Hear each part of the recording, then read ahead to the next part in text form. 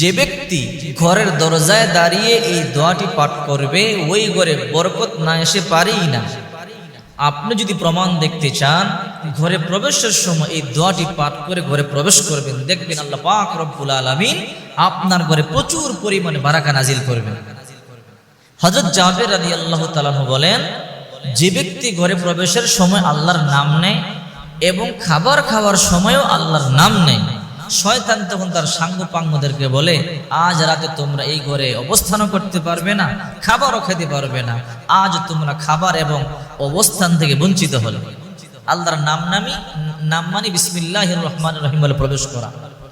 আবার হযরত জাবের রাদিয়াল্লাহু তাআলা আনহু বলেন, কোন ব্যক্তি যখন ঘরে প্রবেশকালে আল্লাহর নামও নেয় না, খাবার খাওয়ার সময় আল্লাহর নাম নেয় না, শয়তান তখন বলে, হে দুনিয়ার শয়তানেরা, আজকে এই ঘরে অবস্থান করবা, এই ঘরে খাবার খাবা, আজ রাত আমরা এই ঘরে অবস্থান করব। তখন ওই ঘর বরকত শূন্য হয়ে যায়।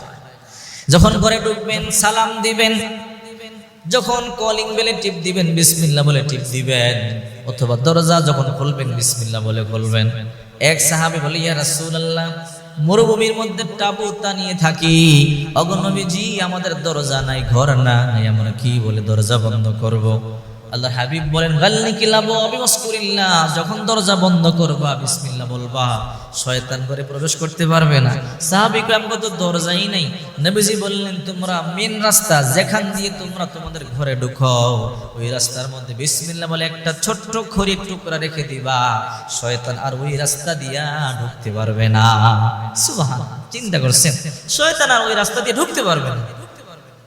এই জন্য হযরত জাবের রাদিয়াল্লাহু তাআলা আনহু বলেন, যখন রাসূল বলেছেন তোমরা ঘরে ঢুকবা বিসমিল্লাহ বলবা, সালাম দিবা, যে ঘরে বিসমিল্লাহ বলে ঢোকা হয়, সালাম দিয়ে ঢোকা হয়, খাবার খাওয়ার সময় বিসমিল্লাহ বলা হয়, ওই ঘরে আল্লাহ অবশ্যই রহমত আর বরকত দিবে।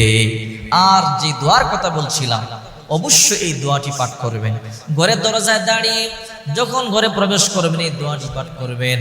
হযরত আবু মুসা আশআরী রাদিয়াল্লাহু তাআলা আনহু বলেন, আল্লাহর হাবিব সাল্লাল্লাহু আলাইহি ওয়াসাল্লাম বলেছেন, যখন তোমরা ঘরে ঢুকবা এই দোয়াটি পাঠ করবা, আল্লাহুম্মা ইন্নী আসআলুকা খায়রাল মাওলাজি ওয়া খায়রাল মাখরাজি, বিসমিল্লাহি ওয়ালাজনা ওয়া আলাল্লাহি রাব্বানা তাওয়াক্কালনা।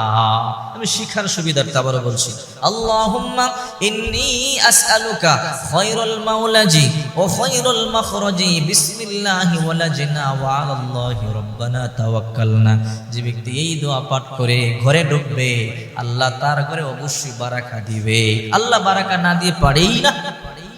যখন আপনি মালিকের কাজ করবেন, মালিক তো অবশ্যই আপনার মজুরি দিবে। আপনি দুনিয়ার দিকে তাকান, মালিকের কাজ না করলে মালিক